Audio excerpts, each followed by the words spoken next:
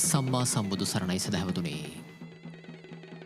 දෙමාපියන් දරුවන්ගේ පූර්වාචාර්යවරුන් වන බවත්, ඉටු දෙවියන් වන බවත්, දෙමාපියන්ට උපස්ථාන කිරීම දෙලොව දියුණුව සලසාගත හැකි මංගල කරුණක් බවත් සම්බුදු දහම අපට පෙන්වා දෙනවා.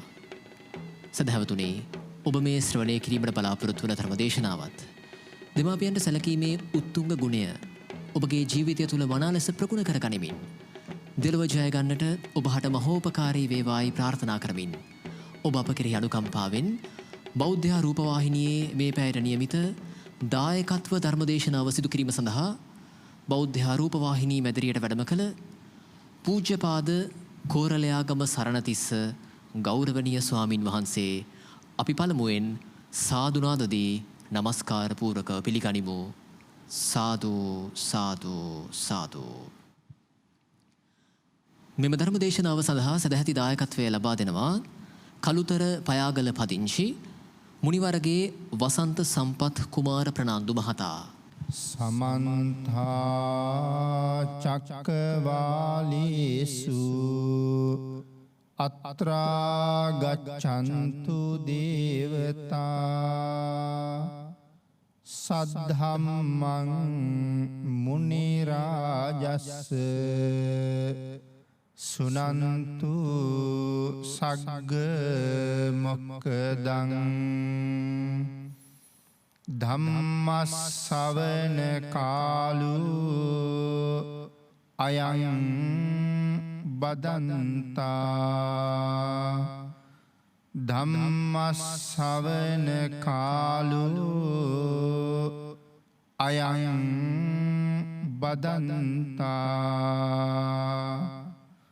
ධම්මස්සවන කාලෝ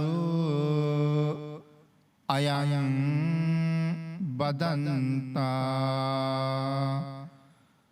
නමෝ තස්ස භගවතු අරහතු සබ්බ ධම්මේසු අප්පටිහත ඥානචාරස්ස දස බලධරස්ස චතුවේ සාරජ්‍ය විසරදස්ස සබ්බ සත්තුත්තමස්ස ධම්මිස්සරස්ස ධම්ම රාජස්ස ධම්මස්සාමිස්ස තථාගතස්ස සබ්බඤුනෝ සම්මා සම්බුද්දස්ස නමෝ තස්ස භගවතු අරහතු සබ්බ ධම්මේසු අප්පටිහත ඥානචාරස්ස දස බලධරස්ස චතුවේ සාරජ්‍ය විසරදස්ස සබ්බ සත්තුත්තමස්ස ධම්මිස්සරස්ස ධම්ම රාජස්ස ධම්මස්සාමිස්ස තථාගතස්ස සබ්බඤුනෝ සම්මා සම්බුද්දස්ස නමෝ තස්ස භගවතු අරහතු සබ්බ ධම්මේසු අප්පටිහත ඥානචාරස්ස දස බලධරස්ස චතුවේ සාරජ්‍ය විසරදස්ස සබ්බ සත්තුත්තමස්ස ධම්මිස්සරස්ස ධම්ම රාජස්ස ධම්මස්සාමිස්ස තථාගතස්ස සබ්බඤුනෝ සම්මා සම්බුද්දස්ස. සද්ධර්ම ශ්‍රාවක කාරුණික ගුණගරුක බෞද්ධ පින්නතුනි, බොහෝම ශ්‍රද්ධාවෙන් යුක්තව සියලු දෙනාම සූදානම් වෙන්නේ තිලෝගුරු ශාන්තිනායක සම්මා සම්බුදුරජාණන් වහන්සේ විසින් ලෝක සත්වයන් පිළිබඳව අසීමිත දයාවෙන් කරුණාවෙන් මෛත්‍රියෙන් යුක්තව අවබෝධ කරගෙන දේශනා කොට වදාළ පරම ගම්බීර වූ ශ්‍රී සද්ධර්ම රත්නයෙන් ඊටාම පුංචි කොටසක් නමුත් දේශනා කරවගෙන ධර්ම ගෞරවය පෙරදරි කරගෙන දේශනාගත ධර්මයේ ශ්‍රවණය කරන්නත් ඒ උතුම් ධර්මයේ ශ්‍රවණය කිරීමෙන් ලැබෙන අවවාද අනුශාසනා තමන්ගේ ජීවිතවලට එකතු කරගෙන මෙලව ජීවිතයේ සුවපත් කරගන්නත්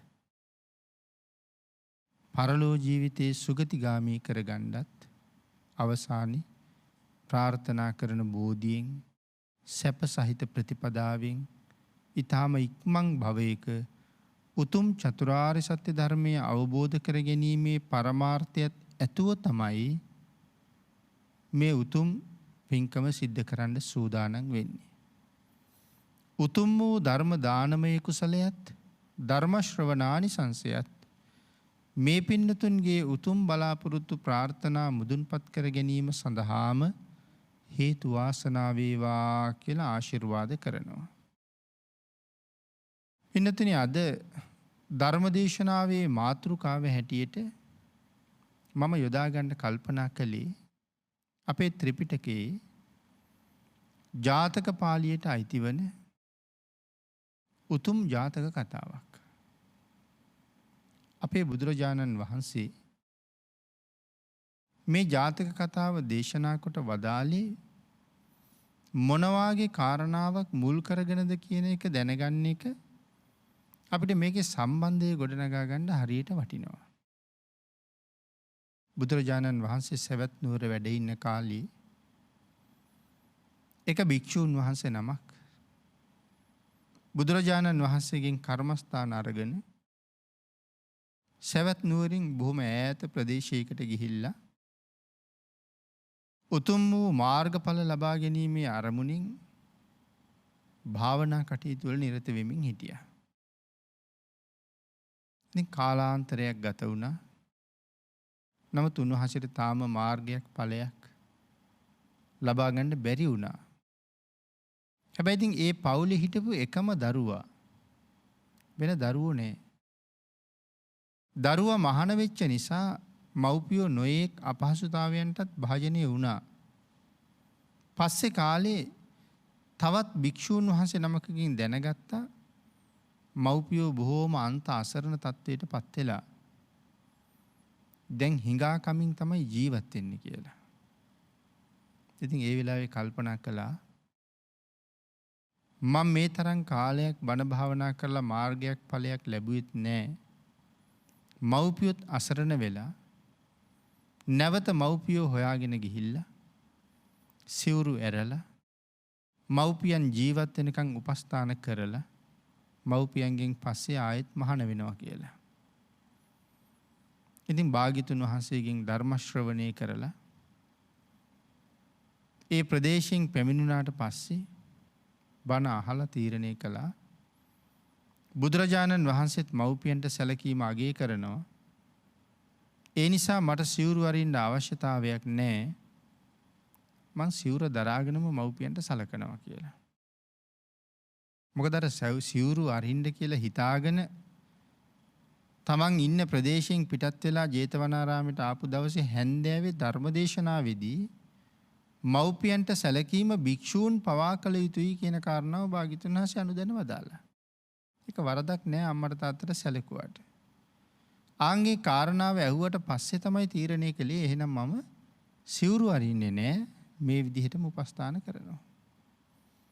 මව්පියෝ හොයාගෙන ගිහිල්ලා එදා ඉඳලා උන්වහන්සේට ලැබෙන දානි ඉස්සරලම දෙන්නේ අම්මට තාත්තට. ඉතුරු වුණොත් උන්වහන්සේ වළඳනවා. එහෙම නැත්නම් නැවත පිණ්ඩපාතේ වඩින්න කල් තිබ්බොත් වඩිනවා. එහෙමත් නැත්නම් බඩගින්නේ ඉන්නවා. උන්වහන්සේට හම්බ වෙන අලුත් වස්ත්‍ර මව්පියන්ට ගෙනල්ලා දීලා මව්පියන්ගේ පරණ වස්ත්‍ර අරන් ගිහිල්ලා හොදලා පඳු පොවලා සිවුරු හැටියට උන්වහන්සේ පාවිච්චි කරනවා. ඉතින් කාලයක් යනකොට ස්වාමින් වහන්සේට දානි ලැබෙනවා අඩු වුණා. දානි හිගයි. ඉතින් මව්පියන්ට කොහොම හරි ආහාර ටිකක් සපයලා දෙනවා. Tamanට ආහාර නැති නිසා බොහොම වේගෙන් සිරුර දුර්වල වෙන්න පටන් ගත්තා. ඉතින් භික්ෂූන් වහන්සේලා පිරිසක් දවසක් මගදී මුණ ගැහිලා උන්වහන්සේලා අහනවා ආයුෂ්මතුනි මේ සීලය ගැනවත් සැකයක් තියෙනවද? එහෙම නැත්නම් සාසනික බ්‍රහ්මචර්යාව එපා වෙලාද? මොනවා කල්පනා කරලාද මෙච්චර දුර්වල වුණේ කියලා. ඒ වෙලාවේ මතක් කළා නෑ ස්වාමීනි. මට එහෙම මොකුත් හේතුවක් නෑ. මම මේ කාලේ පලිබෝධයකට මුහුණ පාලා. මගේ අම්මයි තාත්තයි පෝෂණය කරනවා. ඒක කැමැත්තෙන් කරන වැඩක්.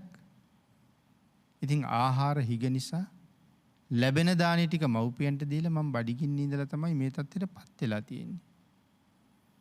ඉතින් අර භික්ෂුන් වහන්සේලා බුදුරජාණන් වහන්සේටත් ගිහිල්ලා කියලා. හැබැයි අර ලැබෙන සිව්පසේ අම්මට තාත්තට දෙනවා කියනකොට අර හාමුදුරුවෝ අහනවා ලැජ්ජ නැද්ද මේ ශාසනයට ලැබෙන දේවල් ගිහි අයට දෙන්න කියලා.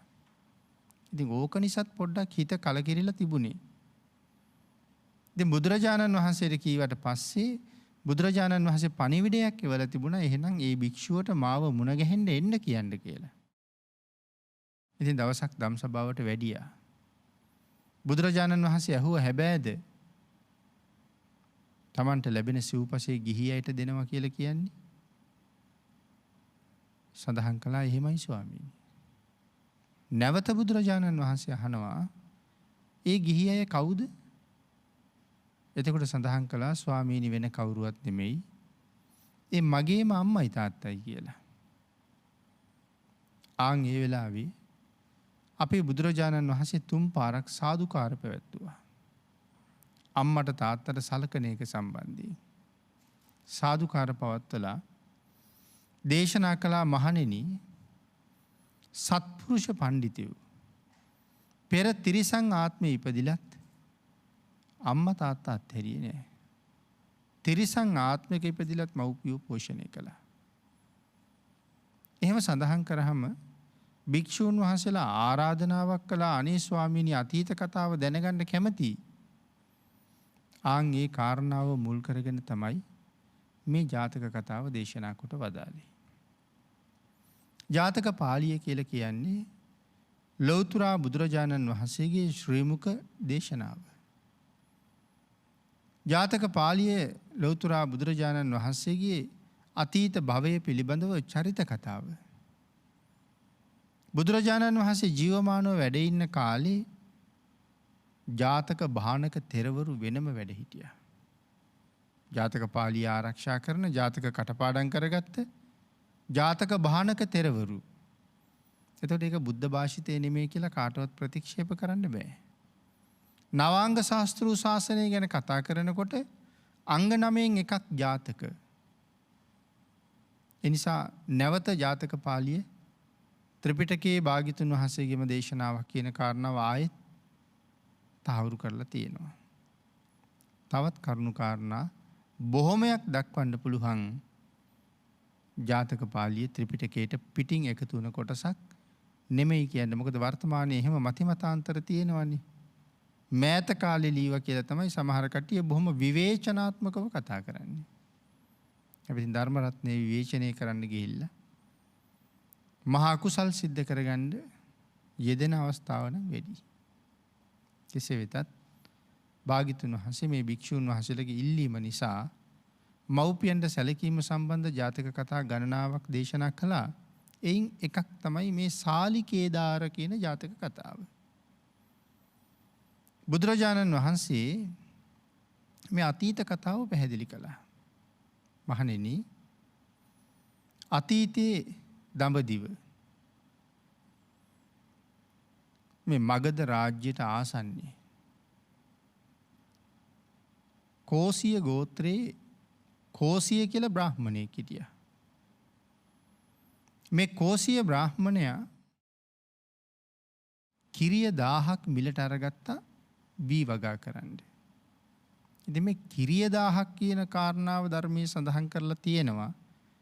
ඒ කිරිය කියන ප්‍රමාණය වර්තමානයේ කොපමණක්ද කියන කාරණාව තහවුරු කරන්න කරුණු හොයාගන්න නැහැ. කිරිය 1000ක් කියලා තමයි සඳහන් කරලා තියෙන්නේ. කිරිය 1000ක් අරගෙන හැල් වගා කරලා තිබුණා.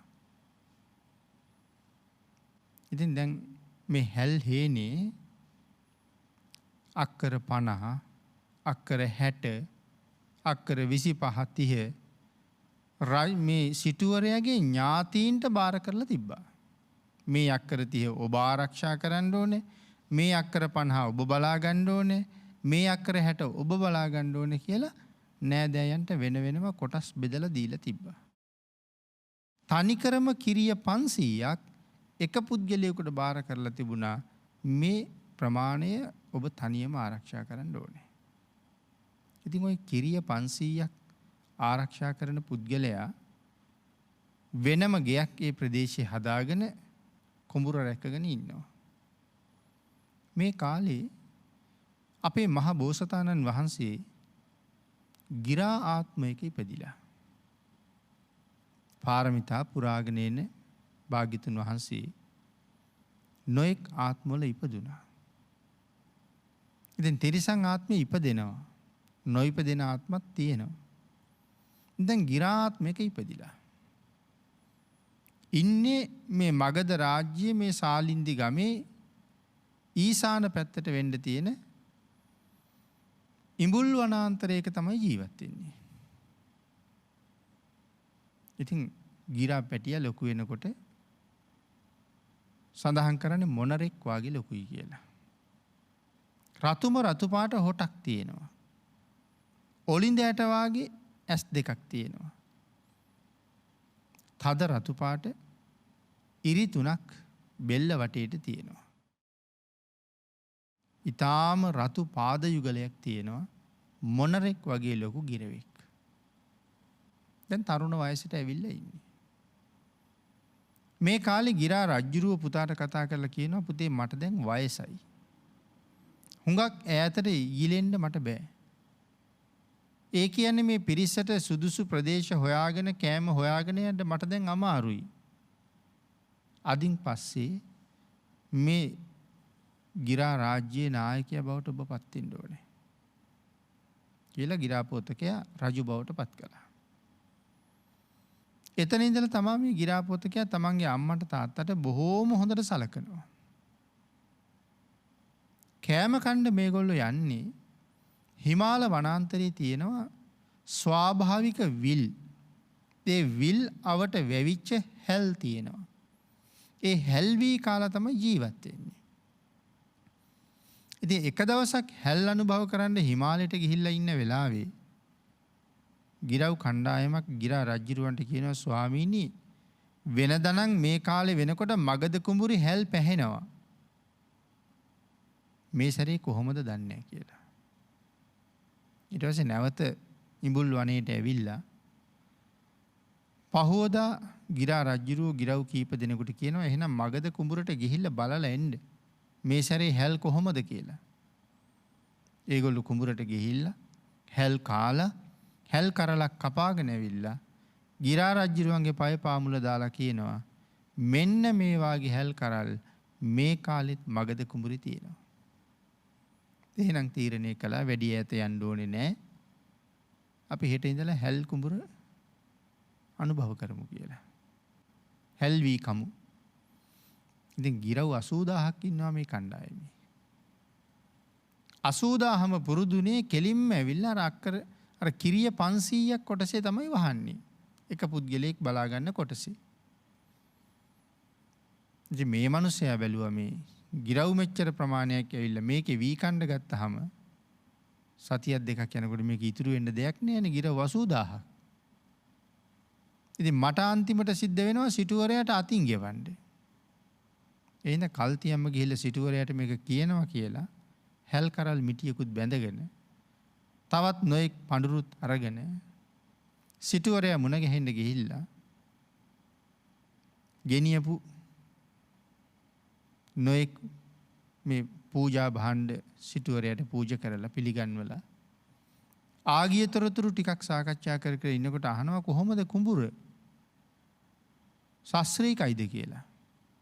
එහෙමයි ස්වාමීනි මේ කරල් ඒ කුඹුරෙන් තමයි. කුඹුර නම් ශාස්ත්‍රීයයි. හැබැයි ලොකු උපද්‍රවයක් තියෙනවා. විශාල ගිරාරෑනක් හැමදාම ඇවිල්ලා වී කනවා. හැබැයි මට බෑ මේකට වග කියන්න. මට බෑ අතින් ගෙවන්න. ඔන්න මං කාරණාව දැනුවත් කළා කියලා කිව්වා. කියලා කියනවා සමහර උන්නම් කාලය යනවා සමහර අය අරගෙනත් යනවා කියලා. ඉතින් අරගෙන යනකොට ගිරව ගැන විස්තරත් කරනවා. රතු පාට හොට තියෙන, බෙල්ල වටේ රතු මාල 3ක් තියෙන, රතු පාට පාද තියෙන, ඔලිඳ ඇට වගේ ඇස් තියෙන ගිරවෙක් මොනරෙක් වගේ ගිරවෙක් කාලය යනකොට කරල් අරගෙනත් යනවා. ඉතින් දැන් මේ මොනරා ගැන ගිරව ගැන කරන විස්තරෙන්ම සිටුතුමාට ගිරව ගැන ඇති වෙන්නේ පුදුම සෙනෙහසක්. හැබැයි ඒක අර පුද්ගලයාට පෙන්වන්නේ නැහැ. නැතුව අහනවා ඔබ දන්නවද උගුල් හදන්න? දන්නවා ස්වාමීනි. එහෙනම් උගුලක් හදලා ඔය කියන ගිරව අල්ලගනින් කියලා. අස්සලෝම වලින් ලණුවක් අඹරලා දැන් දවසින් දවස උගුල තැන් තැන් වල තියා බලනවා. ඉතින් අද මෙතනින් බහි අද මෙතනින් බහි. එක දවසක් හරියටම ගිරා රජුරු බැස්සේ උගුලටමයි. මලපුඩුවටම බැස්සා. පාදයේ අදිනකොටම පැටළුණා. කල්පනා කළා පැටලිච්ච බව නම් තේරෙනවා. ජීවිතයේ අවසාන දවස අද වෙන්නත් පුළුවන්. නමුත් මම කෑ ගැහුවොත් මගේ ඥාතින් ඔක්කොම බඩගින්නෙම පිටත් වෙනවා. ආයි වී කණ්ඩේ ඉන්නේ නැහැ. උන් කාපු ආවේ කියලා හැමෝම බඩවල් පිරෙනකම්ම හැල් කාලා වතුර බීලා දැන් විනෝදයෙන් සෙල්ලම් කරන්න ලෑස්ති වෙන වෙලාවේ කෑ ගහනවා. එතකොට සියලු දෙනාම බීතියටපත් වෙලා අහසට පැන නැගලා පියාඹලා ඈතට යනවා. මොනර රජුරු නැත්නම් මේ ගිරා රජුරු ඒ දිහා බලාගෙන කඳුළු සලසල කල්පනා කරනවා මගේ නෑදෑයෝ කවුරුවත් මන් දිහා බැලුවේ නෑ. හැමෝම මන් දාලා යන්න ගියා. මන් දැන් අසරණයි මෙතන. හැබැයි අර උගුල හදාපු මිනිසයාට ඇහෙනවා ගිරව් රෑන එකපාරම ඉගිල්ලෙන සද්දෙත් ගිරවෙක් කෑ ගහන හඬත් ඇහිලා යන්න ඕනේ බලන්න කියලා එනකොට මේ මද්ද තිබ්බේ යම් ගිරවෙක් අල්ලන්නද ඒ ගිරවාම පැටලිලා ඉන්නවා. හරිම සතුටුයි. නූල කපලා අරගෙන ගියා සිටුවරය ගාවට. දැන් කකුල තුවාල වෙලා මස් ගැලවිලා ඇටකොටුව විතරයි තියෙන්නේ. ලණුව ඇදලා කැපිලා මස් පහලට ගිහිල්ලා. අරගෙන ගියාම ඉතින් සිටුවරයට හරි ලෝභයි. ගිරව දැකලා. ගිරව වඩා ගත්තා.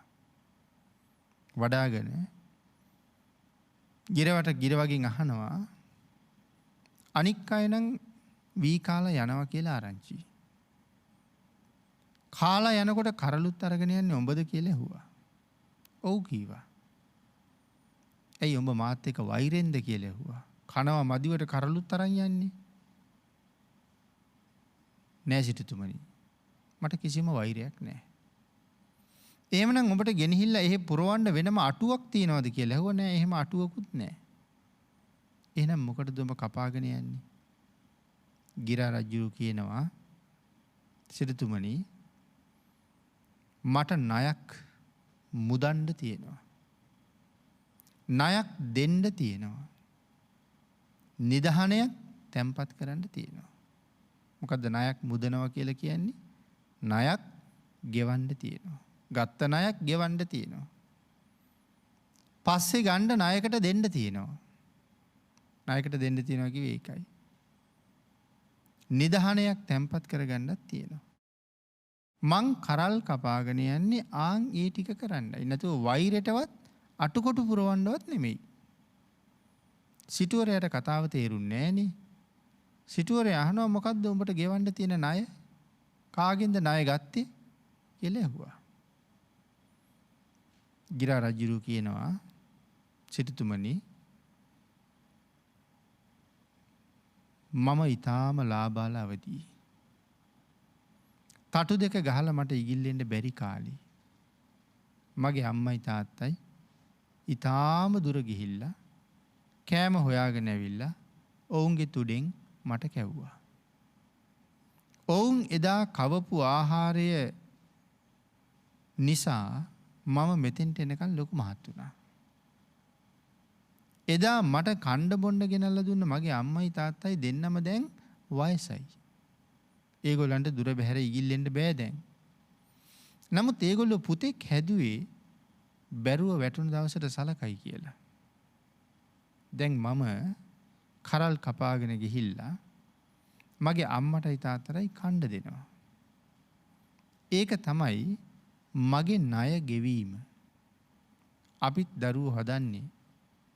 අපිට බැරි කාලේ මේ දරුවෝ අපි ගැන බලාගනී කියලා කොහොමත් අදහසක් අපේ තියෙනවනේ. එතකොට අපි දරුවන්ට කවනවා, පොවනවා, හොඳට අන්දවනවා, පලන්දනවා. මට බැරි වුණාම මට දරුවෝ කණ්ඩ දෙයි, බොණ්ඩ දෙයි, අඳින්න දෙයි. ආන් ඒක නිසා කියනවා ණයක් ගෙවනවා.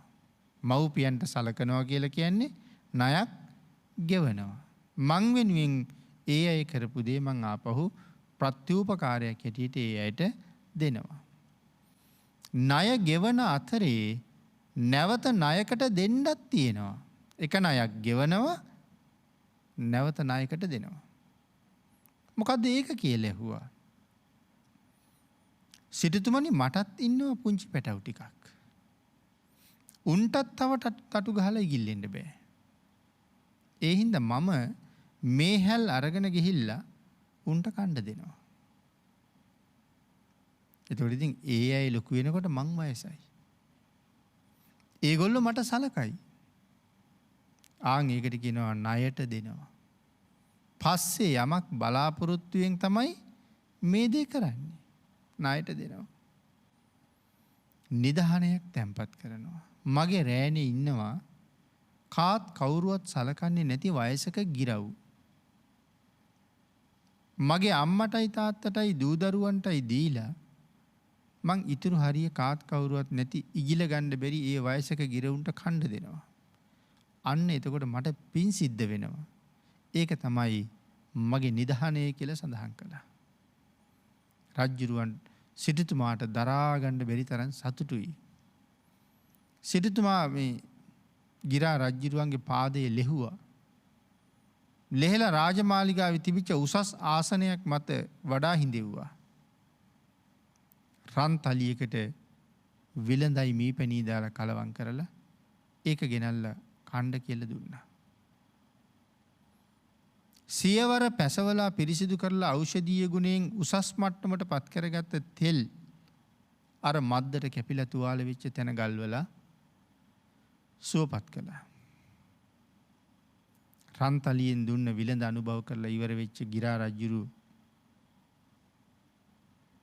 ළඟට ඇවිල්ලා සිටුතුමා කියනවා ස්වාමීනි දැන් ඉක්මනට යන්න. අම්මයි තාත්තයි ළඟට ගිහිල්ලා අනික් අය කියලා ඇති මලපුඩුවක බැඳුනා කියලා. ඒ මව්පියෝ නොකා නොගී අඬනවා ඇති ඔබ මැරුවා කියලා. වහාම යන්න.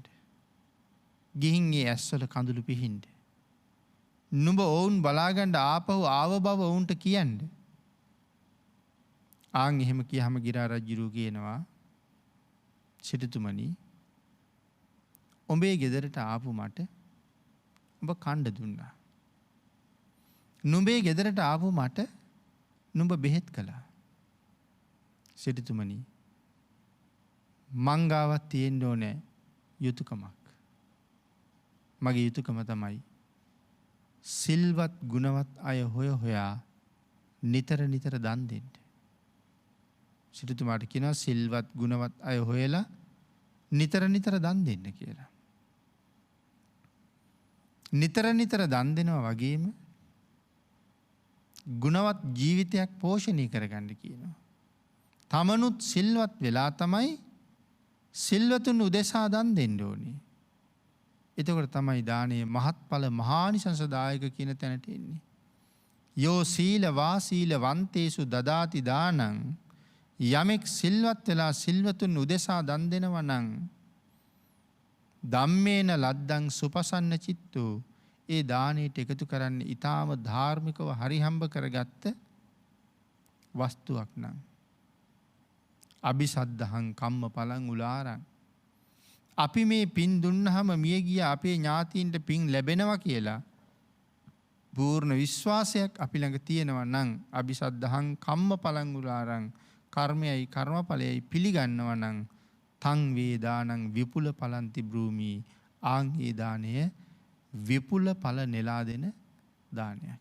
එහෙනම් දේ සඳහන් කරනවා සිටුතුමනි සිල් ගුණ ඇති අයට දන් දෙන්න. ඒ විතරක් නෙමෙයි සිටුතුමනි මව්පියන්ට හොඳට සලකන්න. ඒක තමයි සිටුතුමාට කරන අවවාදය.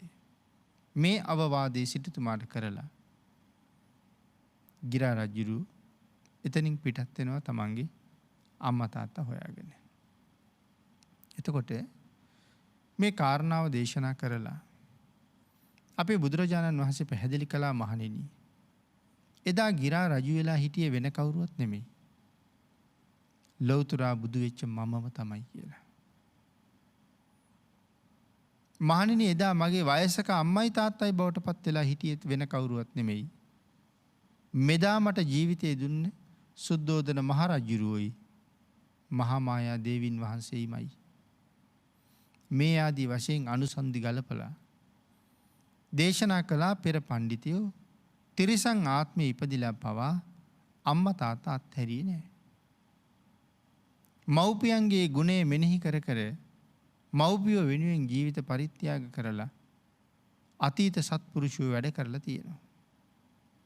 මව්පියන්ගේ ආශිර්වාදය නිසා ඒ සත්පුරුෂයෝ බොහෝසේ තම තමන්ගේ ජීවිත දිනලත් තියෙනවා.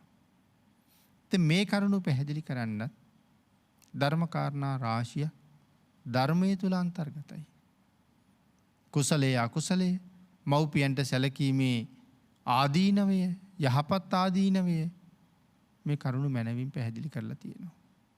ඒතර මව්පියෝ කියන දෙන්නට සලකන එක මේ ලෝකේ ඒ තරම් විශේෂද? දැන් මෙතන සඳහන් කරනවානේ රජ සිරිතුමාට සිල් ඇති අයට දන් දෙන්න අම්මට තාත්තට සලකන්න.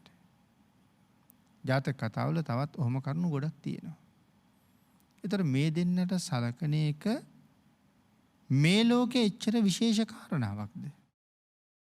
අම්මට තාත්තට සලකනවා කියන එක. ඒක ලෝකයේ තියෙන අති සුවිශේෂී කාරණාවක් මව්පියන්ට සලකනවා කියන එක. ඇයි එහෙම සඳහන් කළේ? බුදුරජාණන් වහන්සේ මව්පියන්ට දුන්න තැනට අනුව තමයි එහෙම සලකන්න වෙලා තියෙන්නේ. මව්පියෝ කියන්නේ ඒ තරම්ම ගුණවත් පිරිසක්. මව්පියන්ගේ ආදචාරියාව අපිට වැඩක් නෑ. නිවැරදි කරගත යුතු වැරදි කාරණා තියෙනවා නම් නිවැරදි කරගන්න එක කවදත් වටිනවා. මව්පියන්ගේ ගුණය අසීමාන්තිකයි කියලා කියන්නේ අපේ මහ බෝසතාණන් වහන්සේ බෝධිසත්ව ධර්ම පුරාගෙන ඉන්න සංසාර ජීවිතේ මව්පියෝ වෙනුවෙන් මොනතරම් කැපකිරීම කළාද? මග මානවකතුමා කියන්නේ සක්‍ර දේවේන්ද්‍රයන් වහන්සේ. සක් දෙවිඳ වෙන්න පාරමිතා 7ක් පුරන්න එපැයි. ඒ පාරමිතා 7 එකක් තමයි දිවි හිමියෙන් අම්මටයි තාත්තටයි සලකනවා කියලා පාරමිතාවක් තියෙනවා. ඉතින් එතකොට මේ කාරණාව විශේෂ නැද්ද? අපේ පින්නතුන් අහලා තියෙනවා ආනන්තරීය පාප කර්ම ගැන.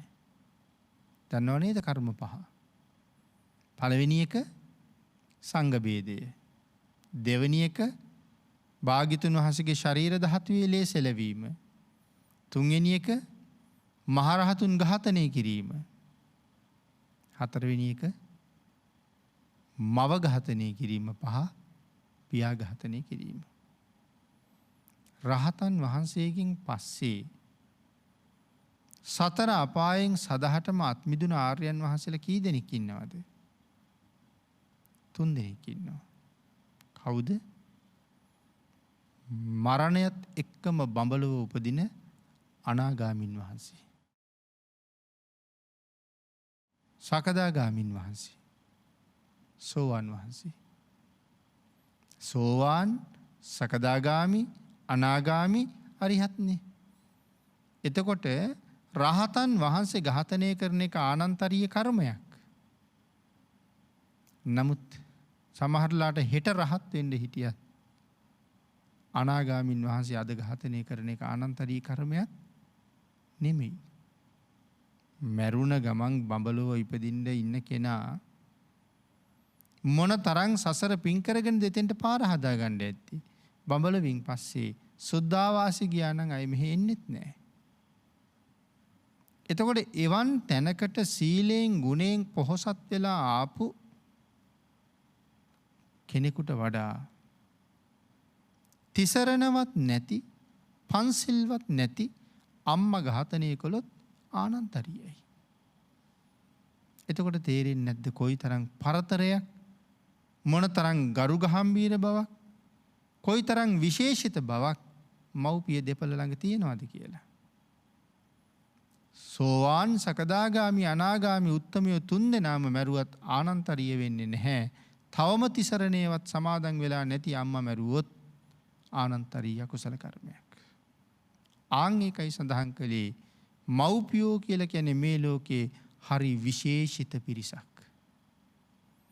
ඇසුරු කරන්න ඕනේ ඊ타ත්ම පරිස්සමට. අපි අද සලකනවා වගේ මව්පියන්ට සලකන්න ගියහම අපිට රැස් වෙන්නේ නිමක් නැති අකුසල් කන්දක්. හරි පරිස්සමෙන් ඇසුරු කළ යුතු, කතා කළ යුතු පිරිසක් අම්මා තාත්තා කියලා කියන්නේ. තරහෙන් බැලුවොත් ඒකත් අපිට වෙනම විපාක දෙනවා. එකට එක කීවොත් බැන්නොත් ඒ කරුම ටික වෙනම විපාක දෙනවා. රවල බැලුවොත් සමහරට සංසාරේ වපර වෙච්ච ඇස් වගේ ලැබෙන්න හේතු වෙන්න ලොකු කාරණාවක් වෙන්න පුළුවන්. ආන් ඒකයි සඳහන් කළේ මව්පියන් ඇසුරු කරන එක හරි පරිස්සමට කරන්න ඕනේ. කොයි වගේද? මහ විශාල ගිනි මැලයක් තියෙනවා කියමු අපි. ඈතින් දකින්නකොට නම් කිසිම බයක් නැහැ. හැබැයි ගිනි මැලේට ලං වෙන්න බය දැනෙන්නේ නැද්ද? මහ විශාල බයක් දැනෙනවා. අම්මා තාත්තා දකින්න කිව්වා මහ ගිනි කන්දක් වගේ. ලං වෙන්න බය හිතෙන්න ඕනේ. මගේ කායික ක්‍රියාවකින්, වාචසික ක්‍රියාවකින්, මානසික ක්‍රියාවකින් මව්පියන්ට හානියක් වෙයිද? කරදරයක් වෙයිද? එහෙම වුණොත් ඒක සංසාරේට මට හොඳ නෑ. ආන් ඒ කාරණාව නිතර මෙනෙහි කරන්න ඕනේ. නිතර මෙනෙහි කර තමන්ගෙන් මව්පියන්ට යම් අකටයුත්තක් සිද්ධ වෙන්න තියෙනවා නම් වහා මේකෙන් අත මිදෙන්න ඕනේ. පින්නතුනි, ආන් එහෙම කටයුතු කරමින් අම්මා තාත්තා දෙන්න ශක්ති ප්‍රමාණයෙන් උපරිමයෙන් පෝෂණය කරන්න ඕනේ. අර අපේ මහා උපාසිකාව ගැන කතාව අපි පින්නතුන් අහලා ඇති. මහා උපාසිකාව කියලා මේ ශාසනය කියන්නේ කුජුත්තරාව. කුදු ඌ උත්තරා. උත්තරා කුදුයිනේ. ඒකනේ කුජුත්තරා කියලා කියන්නේ. කුජුයි කියන්නේ කොරයි. කොර වෙච්ච කුදු වෙච්ච උත්තරා. ඉතින් කර්මයක් විපාක දීලා තියෙන්නේ. නමුත් පුදුමාකාර ධාරණ ශක්තියක් තියෙනවා. එක බණක් ඇහුවොත් මුල ඉඳලා අගටම ආපහු ඒ බණ ඒ විදිහටම කියනවා. ඒ තරම් නුවණක් ධාරණ ශක්තියක් කුජුත්තරාට සංසාරේ මොනව කරපු නිසාද? පාත්‍රා ආධාරක පූජා කරපු නිසා. දැකලා තියෙනව නේද අපි පාත්‍රයේ තියෙන ආධාරකයේ? ස්වාමින් වහන්සේලා දන් වළඳන පාත්‍රයේ තියන්න වෙනම ආධාරකයක් තියෙනවා. බේවැල් වලින් හදපුවක් තියෙනවා. යකඩ වලින් හදපුවක් තියෙනවා. මෙන්න මේ පාත්‍රා ආධාරක පූජා කරන එක සසර පුරා ධාරණ ශක්තිය වර්ධනය කරන මහ පිංකම. එතකොට කුජුත්තරාගේ කතාවෙන් ඒක විශේෂයෙන් පෙන්නලා තියෙනවා. පෙර භවයක පසේ බුදුරජාණන් වහන්සේලා පිරිසක් දානෙට වඩිනවා. උන්වහන්සේලාට උණුවේම පාත්‍රවලට දම් බෙදෙනවා. ඉතින් යකඩ පාත්‍රයට උණුවෙන් බෙදහම මොකද වෙන්නේ කියලා දන්නවනේ. ඉතින් දැන් පාත්‍රය අතේ තියාගෙන ඉන්න බෑ, දනවා. ඒක මේ තරුණිය දැක්කා.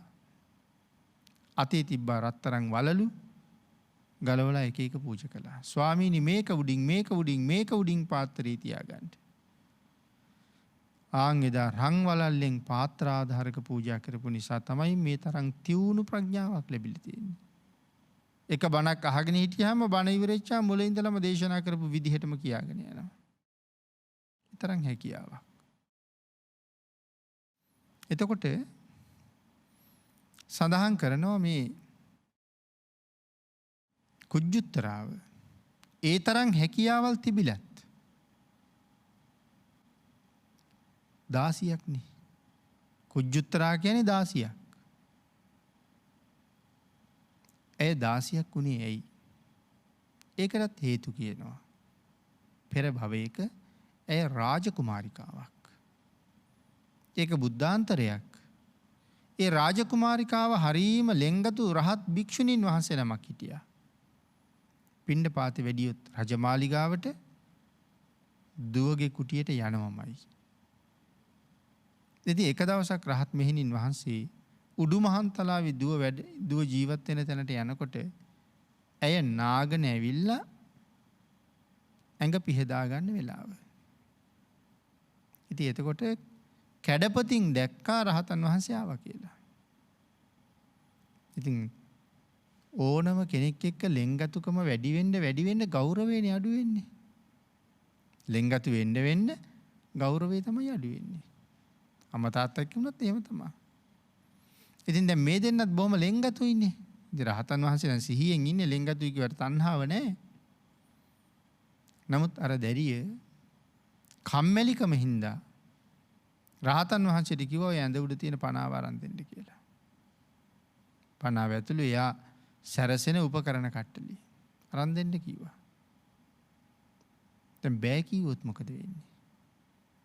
බෑ කිව්වොත් මයට තරහ ගියොත් රහතන් වහන්සේ නමක් සම්බන්ධයෙන් කේන්ති ගත්ත නිසා අපායට යනවා. මේක දුන්නොත් මොකද වෙන්නේ? රහතන් වහන්සේ නමකින් වැඩගත්ත පවට සංසාරේ දාසියක් වෙනවා. හැබැයි ඉතින් අපායේ යනවට වඩා දාසියක් වෙන එක කොච්චර හොඳද? ආන් ඒක නිසා තමයි ඒ දාසියක් වෙන්නේ. ඉතින් දුන්නා උපකරණ කට්ටලි දුන්නා. කේන්ති අවුස්සුවොත් නිරේට යනවා. ඉතින් ඇය රහතන් වහන්සේගෙන් වැඩගත්ත හින්දා දාසියක් වුණා. ඔන්න ඔය කාරණාව ඊළඟට සම්බන්ධ කරනවා මව්පියන්ගෙන් වැඩ ගන්න එකත් ඒ වාගේ වැඩක්. අපිට පුළුවන් කාලේ තාමත් අපේ ඇඳුම් ටික දෙන්නේ අම්මට නම් හොදන්න. තාමත් කෑම කාලා අපේ පිඟාන තියලා යන්නේ අම්මට නම් හොදන්න. මෙන්න මේ වාගේ සාමාන්‍ය පුංචිම කාරණාව ඉඳලා අම්මා තාත්තා ලව්ව අපේ වැඩ කොච්චර කරගන්නවද දරුවෝ? ඒගොල්ලන්ට රස්සාවට යන්න වෙච්චාම ළමයා බලා ගන්නත් අම්මයි කියනවා. වත්ත පිටිය බලා ගන්න තාත්තයි කියනවා. හැබැයි ඉතින් නිකම්ම අම්මයි තාත්තයි දැන් සේවක දෙපිරිසක් බවට පත් වෙලා ඉවරයි. තාත්තා වත්ත බලා ගන්න කෙනා, අම්මා ළමයි බලා ගන්න කෙනා. හරියට ධර්මයේ දන්නේ නැතිකොට මොනතරම් කර්ම සමුදායක් රැස් කරනවද කියලා බලන්නකෝ. දැන් එහෙම මව්පියන්ගෙන් වැඩ ගත්තාම ඔක ටික කාලයයි හොඳින් ඉන්නේ. ඊට පස්සේ පටන් ගන්නේ ගැටුම්මයි. ඊට පස්සේ මව්පියන්ට තියෙන දුක විතරයි. ඒ දරුවෝ ටිකෙන් නිදහස් වෙලාවත් අපේ වැඩක් කරගෙන නැහැ. ඒත් මුණුබුරු මිනිබිරිය හැදුවා. Tamanට කිසි දෙයක් කරගෙන නැහැ. දැන් ඒගොල්ලොත් බැන බැන ඉලවනවා. දැන් ඉතින් මුළු ජීවිත කාලෙම අනුන්ට කඹරලා විතරයි තියෙන්නේ. Tamanට යුතුයකමක් කරගෙන නැහැ. සතුටින් මැරෙන්න බෑ. මේ කාරණත් අපේ අය හිතන්න ඕනේ. ඉතින් අපේ බුදුරජාණන් වහන්සේ මව්පියන්ගේ අගය විශේෂයෙන් දේශනා කරලා තමන් වහන්සේ සංසාරේ මව්පියන්ට සලකපු හැටි ඒ කාරණාවත් මේකෙන් පැහැදිලි කරලා තිරිසන් වෙලත් මව්පියවත් හැරලා නැහැ. අම්මා තාත්තා කියන දෙන්නා මේ ලෝකේ විශේෂ දෙන්නෙක්. ඒ දෙන්නා උදෙසා යම් කෙනෙක් යහපත් ලෙස පිළිපදිනවා නම් ඒක සාංශාරික වශයෙන් මහ විශාල කුසල කර්මයක් බව තහවුරු කරවමින් තිරිසන් යෝනියේ ඉපදිලත් මව්පියන් රැක බලාගත් ආත්ම ගණනාවක් ජාතක පාළියට ගොනු කරමින් අපිට කරුණු කාරණා දක්වලා භාග්‍යතුන් වහන්සේ මේ ධර්ම දේශනාව නිමා කළා. එහෙමනම් අපි අපේ ජීවිතවලට අරගත යුතු කරුණු ටිකත් මව්පියන් සම්බන්ධයෙන් කෙසේ පිළිපදිය යුතුද කියන කාරණාවත් මේ කාලය තුළ අපි කෙටියෙන් සාකච්ඡා කරන්න යෙදුණා. එහෙමනම් සත්පුරුෂයෝ තිරිසන් ආත්මවල ඉඳගෙනත් අම්මා තාත්තාත් හැරියේ නැත්තම් අපි අපේ ජීවිත කාලය තුල අපිට බුද්ධාන්තරයක මනුස්ස ජීවිතයේ දානය කරපු ඒ සත්පුරුෂ දෙපළට කොයි විදිහට සැලකිය යුතුද? මොනතරම් ණයබරක් ඒ දෙපළට අපි තියෙනවද? ඒ ණය කවදද කොහොමද ගෙවලා ඉවර කරන්නේ? භාග්‍යතුන් වහන්සේ දේශනා කළේ බෑ කියලා. මව්පියන්ට තියෙන ණය කවදාවත් ගෙවලා ඉවර කරන්න බැරි ණයක්. ඒ අම්මා තාත්තා අපි වෙනුවෙන් හලාපු දාඩිය කඳුළු වල ණය. හැබැයි ණය ගෙවන්න එක ක්‍රමයක් තියෙනවා. මොකක්ද ඒ ක්‍රමය? ශ්‍රද්ධාව නැති මව්පියන්ගේ ශ්‍රද්ධාව ඇතිකරන්න, සීලය නැති මව්පියෝ සිල් සමාදන් කරවන්න, දන් දෙන්නේ නැති මව්පියන්ගේ මසුරු මල බිඳලා දාණයට යොමු කරන්න, යම් දරුවෙකුට ඒ විදිහේ කටයුතු කරන්න පුළුවන් නම් ආන් ඒ දරුවා සදාකාලික මව්පිය ණයෙන් මේ ජීවිතයෙන් නිදහස් වෙන කෙනෙක්. එහෙම ණය ගෙවන්න ක්‍රමයකුත් තියෙනවා. මෙන්න මේ ක්‍රම දැනගෙන ඒ ණයනුත් නිදහස් වෙලා යුතුයකම් ටික සම්පූර්ණ කරලා තමන්ගේ ආධ්‍යාත්මික ජීවිතයේ ධර්මානුකූලව පෝෂණය කරගෙන වහවහ සතර අපායින් මිදෙන වැඩපිළිවෙලකට ගමන් කරන්න අපේ පින්නතුන් සියලු දෙනාටම රත්නත්‍රයේ ආශිර්වාදයෙන් ශක්තිය, ධෛර්යය, වාග්ය, වාසනාව උදා වේවා කියලා ආශිර්වාද කරනවා. පින්නතුනි, අද මේ උතුම් ධර්ම දේශනාවේ දායකත්වයේ දරනවා කළුතර පයාගල පදිංචි මුනිවරගේ වසන්ත සම්පත් කුමාර ප්‍රනාන්දු මහත්මයා විසින් උතුම් අරමුණ හැටියට එතුමා සිහිපත් කරනවා නිදන ප්‍රාප්තියට පත් වුණ මුනිවරගේ ධර්මදාස ප්‍රනාන්දු පියාණන් ඇතුළු වර්ග පරම්පරාවේ මියගිය සියලුම ඥාතීන්ට මේ උතුම් සද්ධර්ම දානමය කුසල කර්මයේ හේතු වේවා කියලා ප්‍රාර්ථනා කරලා තියෙනවා. ඊට අමතරව සුජීවත්ව සිටින මෑණියන් චාන්දනී අල්විස් මෑණියන්ට ධර්මාවබෝධය පිණිස සහම්පති, සනන් කුමාර, තිස්ස, ගටීකාර යන සතර මහා බ්‍රහ්ම රාජවරුන්ටත් සුද්ධාවාස වාසී සියලුම දෙවි දේවතාවුන් වහන්සේලාටත් සදිව්‍ය ලෝක වාසී සියලුම දෙවි දේවතාවුන් වහන්සේලාටත් කෝටි ලක්ෂයක් සක්වලී සියලුම ආර්යයන් වහන්සේලාට සහ සත්පුරුෂයන් වහන්සේලාටත් මේ සියලුම පින් අනුමෝදන් වේවා කියලා වසන්ත කුමාර මහත්මයා විසින් ආශිර්වාද කරලා පුණ්‍යානුමෝදනා කරලා තියෙනවා. ඊට අමතරව ප්‍රාර්ථනාවක් සිහිපත් කරනවා සුඛ සහගත ප්‍රතිපදාවෙන් කෙටිම කාලයකින් පහසුම ආකාරයෙන් උතුම් චතුරාර්ය සත්‍ය ධර්මය අවබෝධ කර ගැනීම පිණිසත් මේ මොහොතේ පටන් නිවන් දක්නා ජාති දක්වා සෑමකල්හි නිදුක් නිරෝගී සුවය භුක්ති විඳීම සඳහාත් මේ පුණ්‍ය ධර්මයන් හේතු වාසනා වේවා කියලා ප්‍රාර්ථනා කරනවා. මේ උතුම් පින්කම සිද්ධ කරලා රැස් කරගත්ත මහානුභාව සම්පන්න ධර්ම දානමය කුසල කර්මය පින් අනුමෝදන් කළ සියලු දෙනාටම හේතු වේවා, අනුමෝදන් වේවා. ආශිර්වාද කළ සියලු දෙනාටම රත්නත්‍රයේ ආශිර්වාදයේ නොඅඩුව ලැබේවා. වසන්ත කුමාර මහත්මයා ඇතුළු සියලු දෙනාටම මෙතෙන් පටන් නිවන් දක්නා ජාති දක්වා සාපිපාසාදී දුකක්, සතර අපාය ආදී දුර්ගතියක්, අනුන් නපුරු දෝෂයක්, වසක් විසක් ශරීරගත වීමක්, ජලයේද ගොඩබිමද වසන්නා වූ ලොකු කුඩා සත්වයන්ගෙන් කරදරයක්, හිරිහැරයක්, ස්වාභාවික විපතකින් කවදාවත් කරදරයක්, හිරිහැරයක්, විස සහිත කණුකටු උල්මුල් ආදීන් කඩු කිනිසිතුවක් බෝම්බාදී භයානක ආයුධ වලින් කවර කවදාකවත් කරදරයක් නැතුව සත්පුරුෂයන්ගේ ආශ්‍රයෙන් පාප මිත්‍රයන් දුරු වීමෙන් ප්‍රාර්ථනා කරන බෝධියෙන් අමා මහ නිවනින් සැනසීම දක්වාම මේ පුණ්‍ය ධර්මයන් සසර පුරාවට හේතු වාසනා වේවා කියලා ප්‍රාර්ථනා කරනවා. ආකාශත්තා ච බුම්මත්තා දේවා නාග මහිද්దికා පුඤ්ඤන්තං අනුමෝදිත්වා චිරං රක්ඛන්තු ලෝක සාසනං දේවෝ වස්සතු කාලේන සස්ය සම්පත්ති හේතුච පීතෝ භවතු ලෝකෝච රාජා භවතු ධම්මිකෝ.